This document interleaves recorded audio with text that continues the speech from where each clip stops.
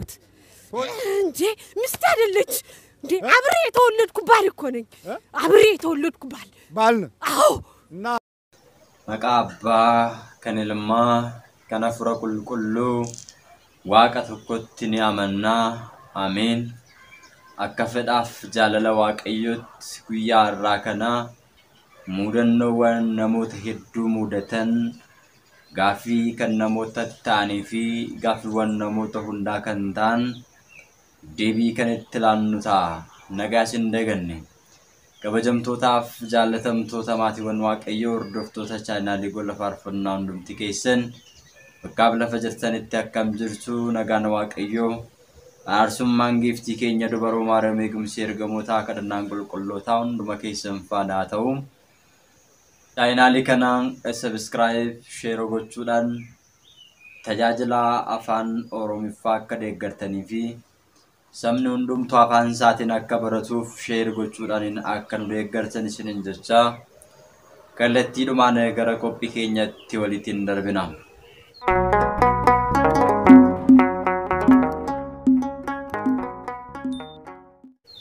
ጋፊን ከኛነ ጀልቀባ ይሮን ቅባ ቅድሲ ድበዱፊ ይሮን ጸበለ ፈየደሙ ደራራን ጂያኮ ነት ዱፈቱሬ ገሩ ጋፈን ቅባ ቅዱሲ ፊ ጸበለ ፈየደሙ ዲሴሞ ነራድ አበታ ዋንሳ ኩን ማል ተውደንዳ ፉርማቴትናላዳ ጋፊ ጀዱ ሙደኖ ኦቦሌት ከኛ ሙደቴ ጉያ አራከና ፉርማታ ከን ተውደንደው ፊ ሰበብ ንሳ ማል ራከንጌ ደራራን ጃኩን አከነ ተውደንደይ ከንጀኑ ወሊላላ ይጋማቲ ዋቀዮ የሮ ሁንዳ ደራራጂያ የሮ ደርቤስ ካስኔ በርኔራ በርኖተ ሰነከሰቲስ ነሞተ ባየቲስ ከምበራ ጋፊ ከንተ ይጅራ አኩመ ጀልቀባ የሮ ደርቤ በርኖተ ከነ ወሊላሌ ቱሬ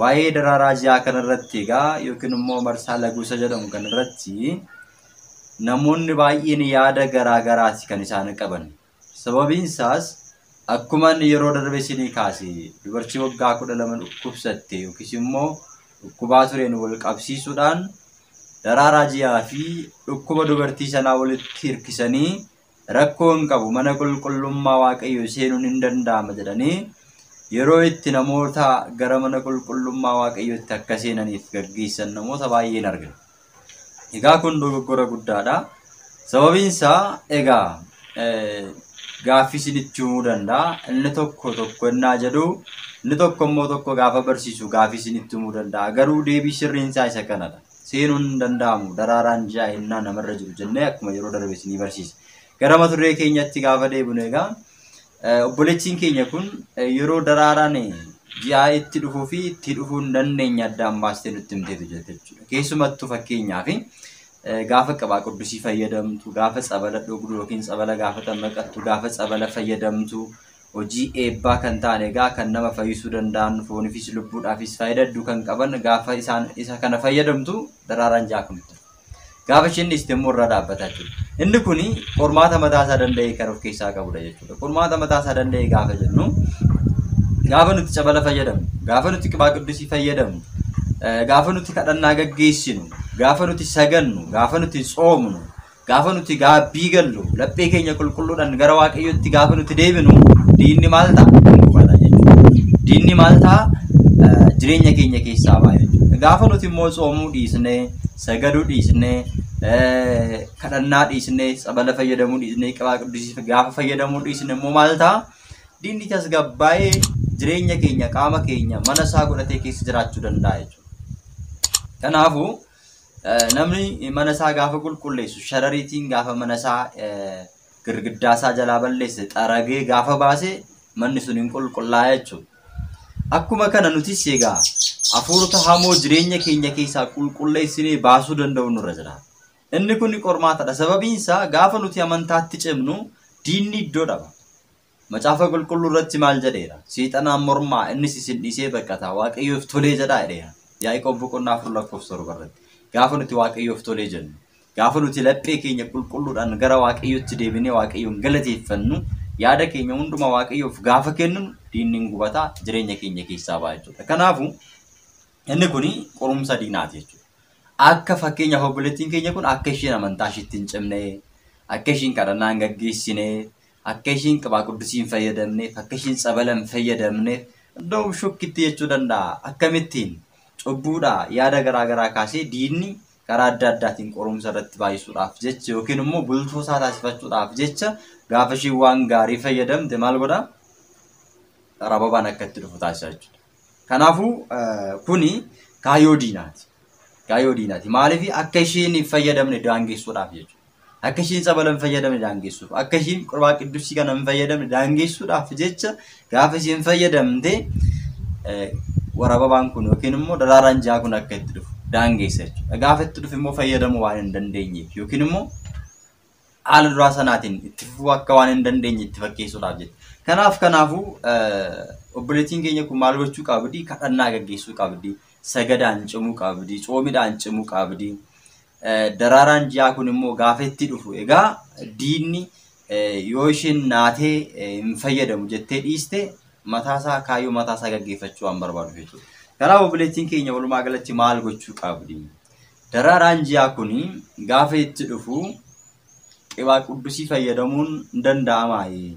Tsabala fayyadamuun hin danda'amaayi. Gaafiin jedhamus wantoonni baay'ee waan jiraniif diinni kaayyoo isaati waan ta'eef akka isheen qibaa quddusii kana hin fayyadamne, akka isheen tsabala kana hin fayyadamneef jecha yeroo isheen qibaa quddusiif tsabala fayyadamtutti warababaan kun daraaraan ji'aa kun akka itti dhufu kan taasiseef akka isheen hin fayyadamne barbaade. Yoo isheen fayyadamte immoo diinni hin gubata waan ta'eef. Kanaaf obboleettiin keenya dhimma kanarratti kadhannaa gaggeessuu qabdi.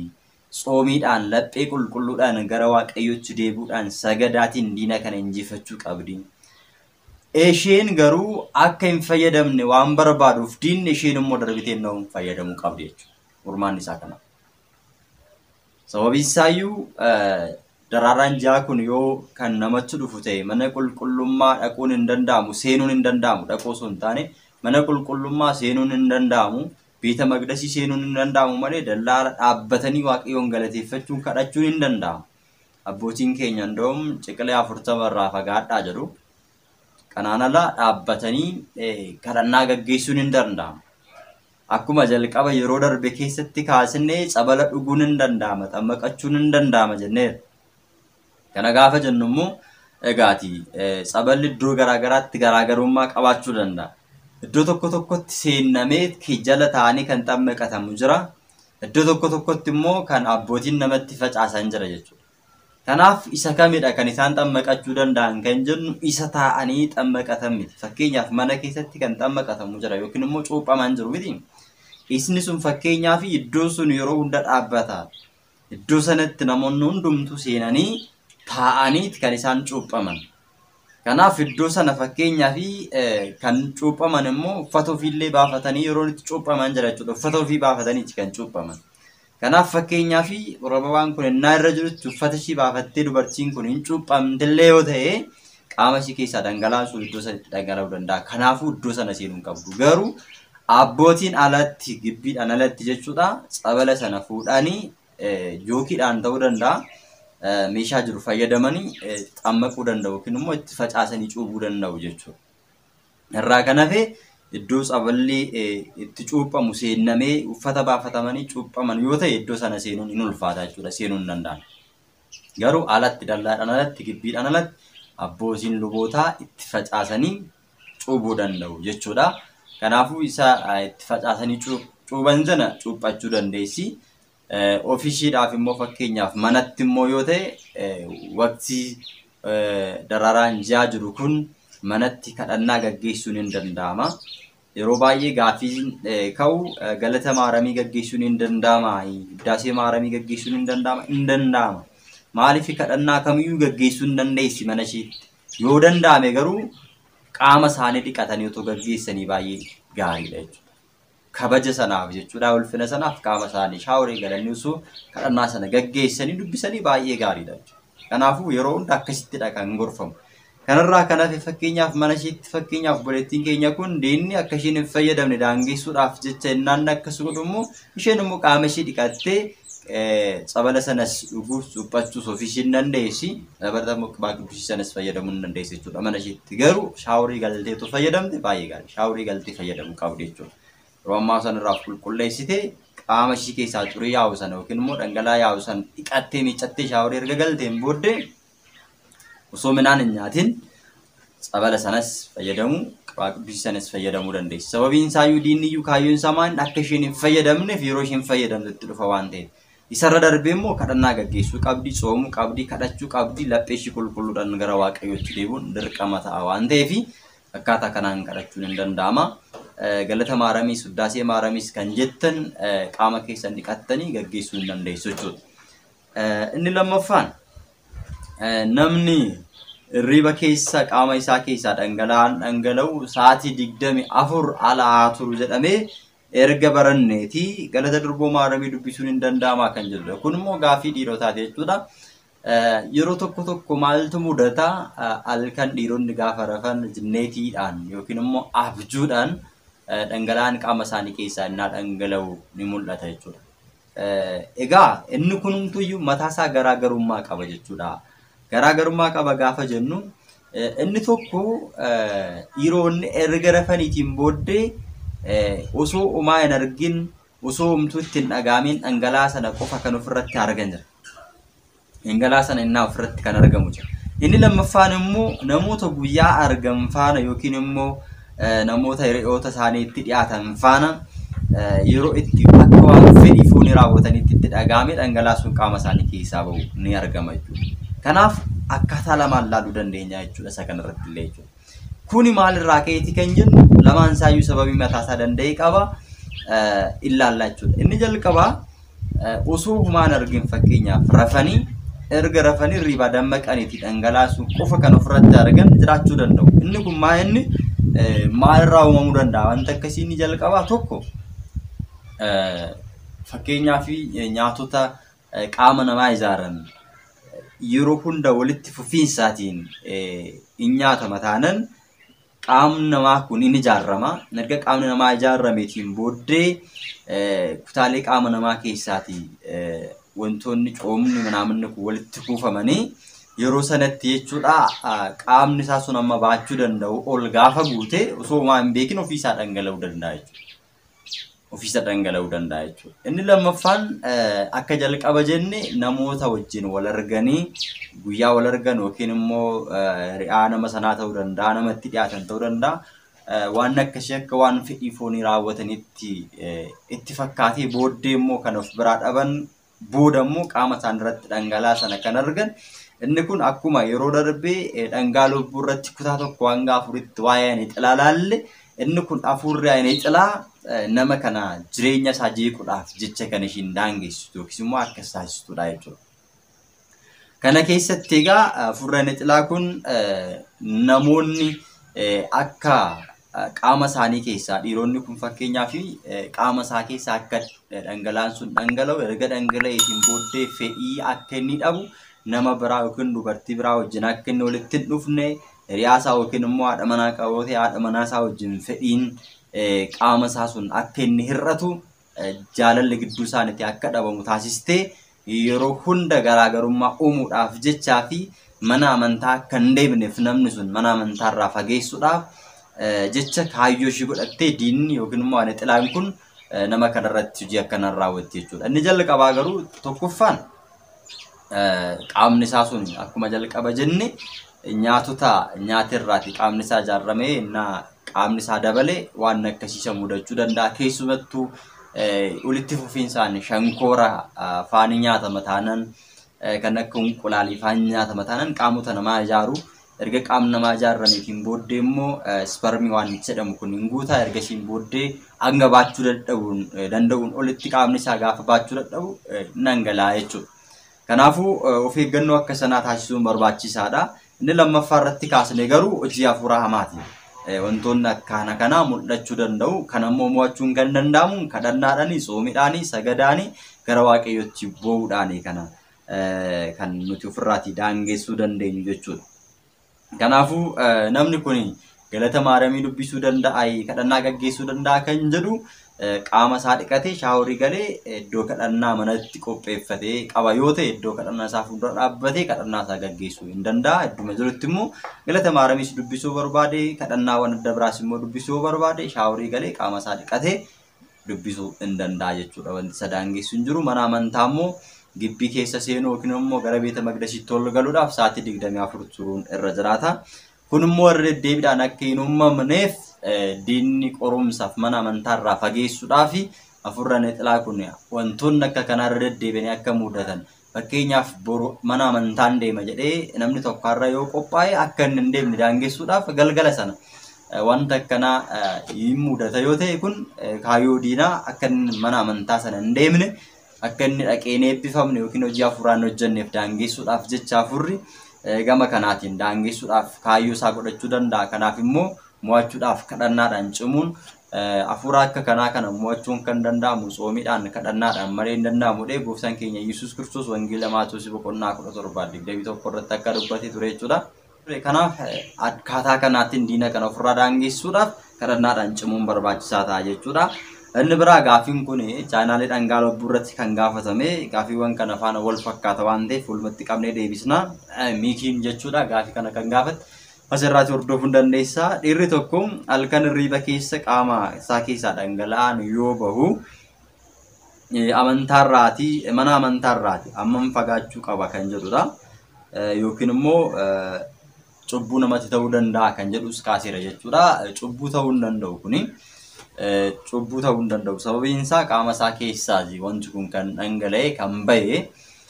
Sila kanaaf namni kun osoo hin beekin yookiin itti yaadee miti wanta kana kan inni hojjete waan itti yaadee hin hojjenneef cubbuu ta'uu hin danda'u jechuudha.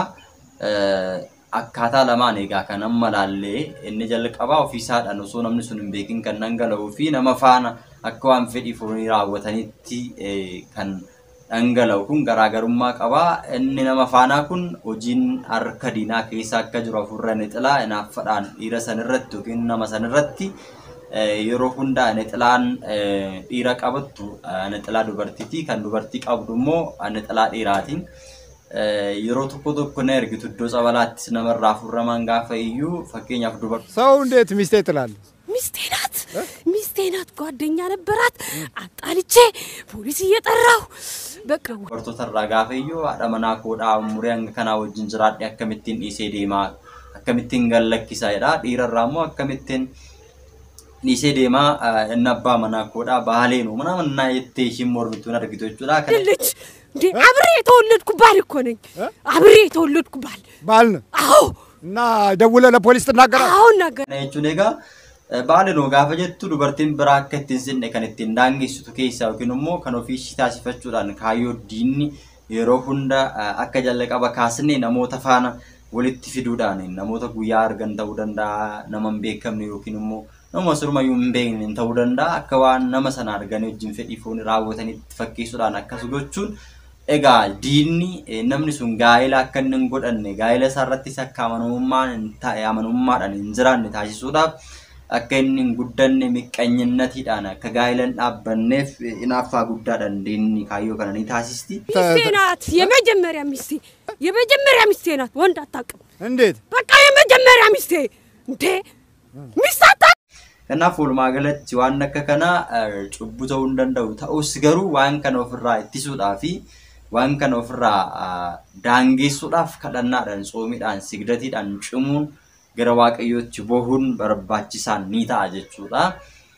Gara gaafii biraatti yoo darbinu mana amantaarraati hammam fagaachuu qaba gaafii jedhudha. Mana amantaarraati abbooliin keenya akka nu barsiisanitti ciqilee 40 fagaachuu qaba namni tokko kan jedhaniif ciqilee 40 jechuun hanguma gibbiidhaan alaatti jechuudha. Yoo xiqqaate gibbiidhaan alaatti ciqilee 40 ta'uu danda'a. Kanaaf ciqilee 40 jechuun meetira 20dha jechuudha. Gibbiin tokko fakkeenyaaf mana amantaa tokko ijaarramee dallaansaa ganaa gadi ta'u jiraachuu danda'a. Isaa olis kan ta'u jiraachuu danda'a. Haa ta'u garuu gibbiidhaan alaa bakka walumaa galatti abbooliin keenya kan isaan seera kan nu barsiisanii. Inni biraani gooftaan keenya yeroo fannoo irra oolu namoonni lamaan bitaa fi mirga isaatti fannifaman eenyu fa'i gaafiin jedhus ka'ee jira. Xiixoosii fi Daakiraas jedhamu. Isaan kun immoo namoota cubbuu guddaa hojjechaa turan, nama saamaa turan, nama ajjeesaa turan, dhiiga namaa dhangalaasaa turan, waan badoota warra jedhamanidha. Gooftaan keenya Yesuus Kiristoos immoo cubbamaadha jedhanii Yihuudoonni akka yaada isaanitti murteessanii cubbamoota kana faana kan isaan fannoo irra oolchan jechuudha. Kanaaf isaan kun cubbamoota jedhamanii yoo fannoo irra oolan iyyuu isaan keessaatii Xiixoos yookiin immoo Baataawii Zeemaa jedhama maqaa kan biraas qaba. Namni kun yaada isaa qalbii isaa jijjiirratee osoo fannoo irra oolee jiru fannoo gooftaa jalatti namtichi karaa bitaa isaatti fannifame dhuguma ilma Waaqayyoo yoo taatee jiraatte ofii keessa buusii nuunis fannoo irraa nu buusii nu oolchi ofii keessa oolchi jedheenaan dubbachaa turetti Baataawii Zeemaan garuu maal jedheeni nuti gatii cubbuu keenyaadhaaf gatii akka keenyaadhaaf fannoo irra oolle adabbii nuuf ta'u fudhanne inni garuu cubbuu kan hin qabne qulqulluudha akkamittiin jecha kan irratti dubbachuu dandeessa. Kanaafuu biiftuun ennaa ishiin ifa dhorkattu duumessi ennaa dhufu dukkanni ennaa dhufu raajiin Waaqayyoo dinqiin Waaqayyoo ennaa raawwatamu Waaqayyoo ta'uu isaa hin amantu kanumaan illee amanuu hin dandeessu akkamittiin hamaa kana dubbatta nuuf ni mala ture adabbiin kun isaaf garuu kan hin malle qulqulluudha gaafa jedhuun yaa gooftaa yeroo dhufaatii keetti mirga keetti na yaadadhu jedhee mootummaa keetti na yaadadhu jedhee kadhatee ture jechuudha. Fannoo irratti gooftaanis dhuguman siin jedha har'a na wajjiniin gannata siin ta'ee egaa dursii namoota kamuu dura akka gannata seenee seenasaa ni ka'a jechuudha. Gaafii xumuraatti gaafa darbinu shamarri tokko fedha foonii raawwattee erga dogoggorteetiin booddee addunyaa kana dhiistee gaabbiidhaan waan balleessite badiishii jalqabaa sana Waaqayyoon dhiifama gaafattee gara Waaqayyootti deebitee umurii ishii guutuu mana qulqullummaa Waaqayyoo keessa jiraachuu dandeessi gaafiin jedhu ka'eera. Egaa ni danda'ama. Fedha Waaqayyoo gaafata waan kun garuu fedha Waaqayyoo gaafata ni danda'ama. Gadaama keessa kan jiraatan baay'een isaanii jiru. Abboolinis haadhotiinis umurii isaanii sadarkaa dargaggummaa irras kan jiru bara dargaggummaa keetti Waaqayyoon uumaa kee yaadadhu akkuma jedhu macaaf fakkeenyaa boqonnaa 12 irratti uumaa isaanii yaadatanii addunyaa tuffatanii Waaqayyoon duukaa kan bahan gadaamatti galanii biyya lafaa dhiisaniis kan jiraatan hedduu isaanii jiru. Inni kun garuu qorumsa addunyaa sodaatanii yookiis immoo biyya lafaa sodaatanii jiru biyya lafaa sodaatanii achitti warra galan miti jechuudha. Warri Waaqayyoodhaan filatamanii fedha Waaqayyoo ta'ee achitti galanidha jechuudha. Egaa namni tokko jireenya biyya lafaa dhiisee gadaamatti galuudhaaf dursa maal beekuu qaba kan jedhu yoo ilaalle namni tokko gara addunyaa kana dhiisee gara gadaamatti yookiin immoo kaawwalatti galee akkuma gooftaan keenya Yesuus Kiristoos guyyaa 40 halkan 40 gadaama Qorontos keessatti tsoome sana gadaamatti galanii jiraachuudhaaf inni jalqabaa biyya lafaa kana ganuu gaafata.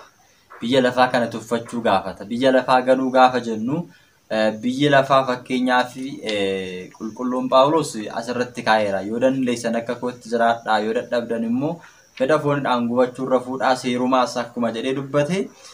Namni tokko osoo gaa'ela hawwuu osoo jireenya biyya lafaa hawwuu osoo qabeenya hawwuu gara gadaamitti galee jiraachuu hin danda'u jechuudha. Hawwa biyya lafaa kanarraa hunduma isaa tuffatee dhiisee irraa bahee akka waan faayidaa hin qabnetti of amansiisee sammuu isaatiin amansiiseeti jechuudha. Jalqaba iddoo sana kan yaadu iddoo sanatti galuun immoo fedha foonii guuttachuudhaaf osoo hin taane fedha lubbuu ofii guuttachuudhaaf mootummaa Waaqayyoo dhaaluudhaaf jireenya bara baraatti galuudhaaf jechuudha. Kan inni addunyaa tuffatu biyya lafaarra taa'anii jireenya bara baraatti galuun hin danda'amu gaafiin jedhu keessa keessanitti uumamuu danda'a hin danda'ama garuu kan caalu argachuudhaaf malee fakkeenyaaf biyya lafaa keessa warreen gaa'ilaan jiraatanii mootummaa Waaqayyootti galan hedduu isaanii kaasuu dandeenya. Abrahaamin kaasuu dandeenya. Abbootii gaggaarii kan akka Looxfaa kaasuu dandeenya. Kan akka Iyyoobfaa kaasuu dandeenya. Biyya lafarras ta'anii jireenya isaanii guutuu qabeenya isaaniitiin hojii gaarii hojjetanii mootummaa Waaqayyoo kan dhaalan jiru. Biyya lafaas tuffatanii Waaqayyoon duukaa kan bu'an kan akka Eelsaa fa'aa, Eeliyaas fa'aa, kan akka Henook fa'aas immoo fudhachuu dandeenya. Dingilinnaadhaan warra jiraatan gadaamatti galanii biyya lafaa tuffatanii waa'ee biyya lafaa dhiisanii fakkeenya seenaa Eeliyaas fa'aa yoo kaasne nama Waaqayyoo ture. Eelsaan immoo gaafa isa duukaa bu'u qotee cimdii 12 qabu ture. qotiyoo cimdii 12 isaa qalee rakkattoota waamee nyaachisee moofaraaf qambarii isaa qoraanitti fayyadamee nama addunyaa tuffatee ba'ee Eeliyaas duukaa bu'eedha jechuudha. Kanaaf warreen akkasitti uffatanii jiraatan jiru. Kun filannoodha jechuudha. Waaqayyoon lamaan isaaniiyyuu mootummaa waaqayyoo dhaaluu akka danda'an jireenya bara baraa akka argachuu danda'an kaa'eera. Jireenya bara baraa argachuudhaaf immoo wantoonni namoota irraa eegaman hedduu jiru. Gadaamatti galaniif qofa miti immoo mootummaa waaqayyoo kan dhaalanii waan gadaama keessatti hojjetamuu fi seerri gadaamni namarraa barbaachisu hojjechuun barbaachisaadha. Gadaama keessa taa'ee biyya lafaa yoo ta'e waa'ee biyya lafaa hawwiti yoo ta'e gadaama keessa taa'ee waan gadaamni ajajuu fi macaafni qulqulluun warri gadaama keessa jiraatan akkamitti jiraachuu akka qaban raawwatu yoo ta'e maa gatii hin qabu jechuudha. Biyya lafaarras taa'ee immoo yoo cubbuu kan hojjetu ta'e mootummaa waaqayyootti hin galu. Waan gaarii hojjeta yoo ta'e abboommii waaqayyoo eegna yoo ta'e biyya lafaarras teenyee hojii gaarii hojjennee kadhannaadhaan cimnee fooniif dhiiga isaa fudhannee jireenya bara baraatiif qopheessuun hin danda'ama jechuudha. Kanaaf walumaa galatti gadaamatti galuudhaaf dursa qorumsa biyya lafaa jalaa baqatanii miti kan achitti galan. Qorumsi caalummaa achi jira waan ta'eef. Qorumsi caaluu achi jira. Qorumsi barbaade yoo dhufe iyyuu nan danda'a. Kiristoosiif jedheetiyyin Kiristoosiif jedhee rakkoo waan dhufu hundumaa nan fudhadha. Akkuma inni nuuf jedhee rakkoo hedduu fudhate sana. Akkuma qulqulluu Goorgisiifaa wareegamummaadhaan waan dhufe hunduma keessummeessee nan jiraadha. Rakkoonis yoo dhufe, beellis yoo dhufe, dhukkubsachuun yoo dhufe, girraan garaagaraa wareegamummaanis yoo dhufe rakkoo kana fudhadhee waaqayyoof jecha of kennee nan jiraadha warreen jedhantu achitti galee jiraata jechuudha. Achi lakkii immoo hin barbaadu biyyuma lafaarras immoo qulqullummaadhaan addunyaa kana keessa jiraachuun hin danda'amu. Gaa'ilaan murtaa'anii qabeenya ofii karaa dalgaa fudhachuu dhiisuudhaan waan waaqayyo jedhu waan waaqayyo abboomu akka waaqayyoon abboometti jiraachuudhaan qabeenya ofirraa rakkataa gargaaruudhaan salaat bakuraatii baasuudhaan hojii eebbaa hojjechuudhaan soomuun kadhachuudhaan sagaduudhaan fooniif dhiiga isaa fudhachuudhaan jiraatanii dhumarratti akka jalqaba kaasne Abrahaam fa'aa mootummaa waaqayyoo galuun hin danda'ama. Abrahaam nama gaa'ilaan jiraatudha hanga Sillaasee mana isaatti keessummeessutti kan ga'e. Kanaaf akkasitti jiraachuun hin danda'ama. Namoonni tokko tokko gadaama galuu jechuun qorumsa biyya lafaa jalaa kan baqatan itti fakkaachuu danda'a. Fakkeenyaaf qorumsi biyya lafaa gaafa itti cimu hojjetanii gaafa argachuu dadhaban rakkoon garaagaraa gaafa itti cimu rakkoo kana jalaa baqachuudhaaf gadaamatti maal kiyyatti hin xaara jedhanii gadaamatti kan baqatan jiru. Kun biyya lafaa jalaa bakka itti baqatan miti gadaamin. Haa ta'uuti diinni akkaleessaasitti biyya lafaarratti qoraachitti immoo bal'ate kana caala isa qora waan ta'eef kan biyya lafaarratti hin dandeenye achitti danda'uun itti ulfaachuu danda'a. Kanaafuu namni gadaamatti galu jalqaba waaqayyoon filatamuun dirqama ta'a jechuudha. Dhuguma waaqayyoon jireenya gadaamaadhaaf na barbaadeera, jireenya gadaamitiif na filateera, biyya lafaa kana addunyaa kana tuffadhee akkan achi galuuf na filateera jedhanii filannoo ofii barbaaddachuudha waaqayyoonis kadhachuudha jechuudha. Achitti galee akkan jiraadhuuf naaf eeyyame jedhanii eeyyama waaqayyoo gaafachuu barbaachisa. Waaqayyoon immoo yoo eeyyame egaa biyya lafaa kana tuffatanii achi keessa umurii ofii guutuu jiraachuun hin danda'ama. Achi keessa taa'anii hojii gaarii hojjechuun hin danda'ama.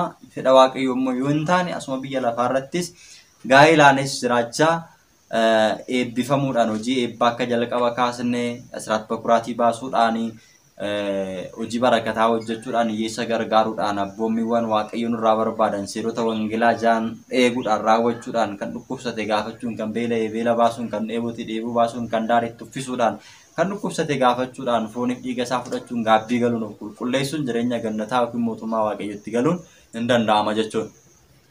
Kanaaf filannoon kan abbaataa egaa waaqayyoon hunduma keenya bara dhuma keenyaa nuuf haa bareessu. Qophiin keenya guyyaa irraaf qopheeffanne isa kana fakkaataa torbe immoo qophii biraatiin hanga walitti deebinutti nagaan tura. Subscribe share gochuu hin dagatinaa. Nagaa waaqayyoon hunduma keessan faana ta'u. Wasbaata Lexaabeer.